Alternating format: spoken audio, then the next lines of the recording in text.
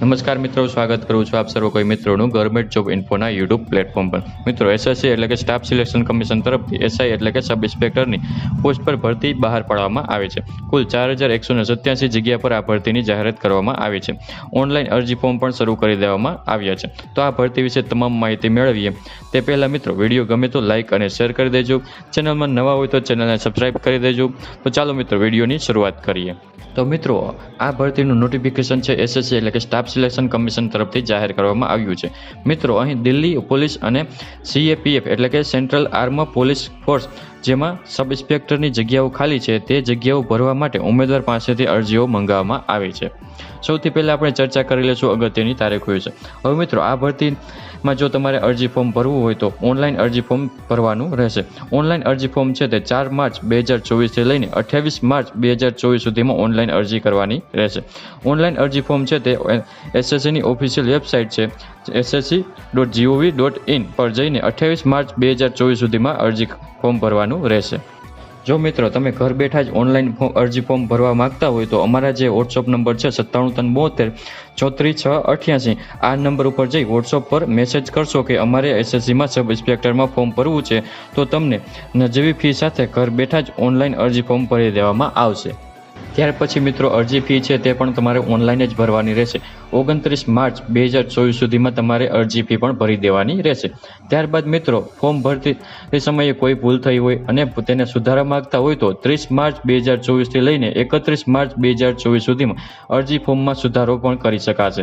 ત્યારબાદ સૌથી પહેલી કોમ્પ્યુટર બેઝ એક્ઝામ લેવામાં આવશે। તે કઈ તારીખે લેવામાં આવશે તો તે એક્ઝામ છે તે 9, 10 અને 13 મે 2024ના રોજ પરીક્ષાનું આયોજન કરવામાં આવ્યું છે। વાત કરી લઈએ મિત્રો પગાર ધોરણ વિશે, કયા પગાર ધોરણ મુજબ પગાર મળવાપાત્ર રહેશે। તો મિત્રો, અહીં સીએપીએફ અને દિલ્હી પોલીસ બંને જે સબ ઇન્સ્પેક્ટરની પોસ્ટ છે તો બંને પોસ્ટમાં પગાર ધોરણ સેમ જ લાગુ પડશે। ઉમેદવારને પે સ્કેલ લેવલ 6 મુજબ પગાર આપવામાં આવશે, એટલે કે ₹35,400 થી લઈને 1,12,400 સુધીનું જે પગાર ધોરણ છે તે મુજબ જ ઉમેદવારને પગાર મળવાપાત્ર રહેશે। ચર્ચા કરી લઈએ જગ્યા વિશે તો કુલ કેટલી જગ્યા છે, કેટેગરી વાઇઝ કેટલી જગ્યા છે। તો અહીં સબ ઇન્સ્પેક્ટર દિલ્હી પોલીસની પોસ્ટ છે તો તેમાં મિત્રો પુરુષ ઉમેદવાર વિશે ચર્ચા કરીએ તો જેમાં મિત્રો કુલ 125 જેટલી જગ્યા છે। આ જે 125 જેટલી જગ્યા છે તેમાંથી સામાન્ય કેટેગરીના ઉમેદવાર છે તેના માટે 56 જગ્યા છે, ઓબીસી કેટેગરીના ઉમેદવાર છે તેના માટે 30 જગ્યા છે, એસસી કેટેગરી માટે 17 જગ્યા, એસટી કેટેગરી માટે 9 જગ્યા, ઈડબ્લ્યુએસ કેટેગરી માટે 13 જગ્યા, આમ ટોટલ 125 જેટલી જગ્યા પુરુષ ઉમેદવાર માટે છે। ત્યારબાદ મિત્રો, મહિલા ઉમેદવાર માટે 61 જેટલી જગ્યા છે, જેમાંથી જનરલ માટે 28, ઓબીસી માટે 15, એસટી માટે 8, એસટી માટે 4 અને ઈડબ્લ્યુએસ માટે 6 જગ્યા છે। આમ ટોટલ મહિલા ઉમેદવાર માટે સબ ઇન્સ્પેક્ટર દિલ્હી પોલીસમાં 61 જગ્યા છે। ત્યારબાદ મિત્રો, જે સીએપીએફ એટલે કે સેન્ટ્રલ આર્મ પોલીસ ફોર્સમાં સબ ઇન્સ્પેક્ટરની પોસ્ટ છે તેના વિશે ચર્ચા કરીએ તો તેમાં મિત્રો બીએસએફ એટલે કે બોર્ડર સિક્યુરિટી ફોર્સમાં પુરુષ અને મહિલા ઉમેદવાર છે તો બંને થઈને કુલ 892 જેટલી જગ્યા છે। સીઆઈએસએફ એટલે કે સેન્ટ્રલ ઇન્ડસ્ટ્રીયલ સિક્યુરિટી ફોર્સમાં કુલ 1597 જેટલી જગ્યા છે। સીઆરપીએફ એટલે કે સેન્ટ્રલ રિઝર્વ પોલીસ ફોર્સમાં 1172 જેટલી જગ્યા છે। આઈટીબીપી એટલે કે ઇન્ડો તિબેટ બોર્ડર પોલીસમાં 278 જેટલી જગ્યા છે। એસએસબી એટલે કે સશસ્ત્ર સીમા બલમાં કુલ 62 જેટલી જગ્યા છે। આવી રીતે મિત્રો, સીએપીએફમાં સબ ઇન્સ્પેક્ટરની પોસ્ટ છે તો તેમાં કુલ 4001 જેટલી જગ્યા છે અને બંને થઈને 4187 જેટલી જગ્યા પર ભરતી જાહેર કરવામાં આવી છે। ચર્ચા કરી લઈએ એજ લિમિટ એટલે કે વય મર્યાદા વિશે।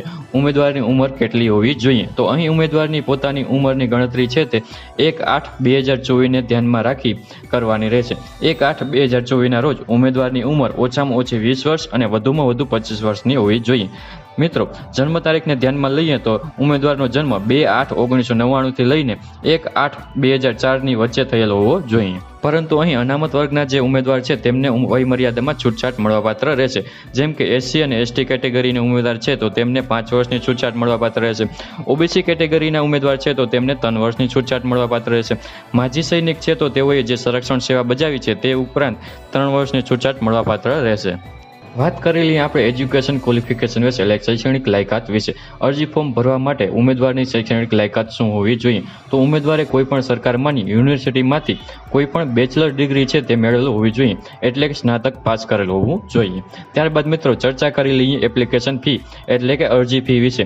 કયા ઉમેદવારે કેટલી અરજી ફી ભરવાની રહેશે? તો મિત્રો અહીં એસટી કેટેગરીના ઉમેદવાર છે, એસટી કેટેગરીના ઉમેદવાર છે, માજી સૈનિક છે, તો તેઓએ અરજી ફી ભરવાની થતી નથી.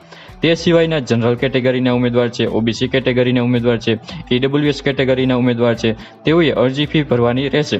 અરજી ફી તરીકે ₹100 ભરવાના રહેશે. અરજી ફી છે તે તમારે ઓનલાઈન જ ભરવાની રહેશે. તો આવી રીતે એસએસસી એટલે કે સ્ટાફ સિલેક્શન કમિશન તરફથી સબ ઇન્સ્પેક્ટરની પોસ્ટ પર ભરતી બહાર પાડવામાં આવી છે, જેની અરજી તમારે 28 માર્ચ 2024 સુધીમાં કરી દેવાની રહેશે. તો આશા રાખું છું વિડીયો પસંદ આવ્યો હશે, વિડીયો ગમ્યો હશે. પસંદ આવ્યો હોય તો લાઇક અને શેર કરી દેજો, અને ચેનલમાં નવા હોય તો ચેનલને સબસ્ક્રાઇબ કરી દેજો. ફરી મળીશું નવા ટોપિક સાથે, નવા વિડીયો સાથે. ત્યાં સુધી મિત્રો જય હિન્દ, જય ભારત.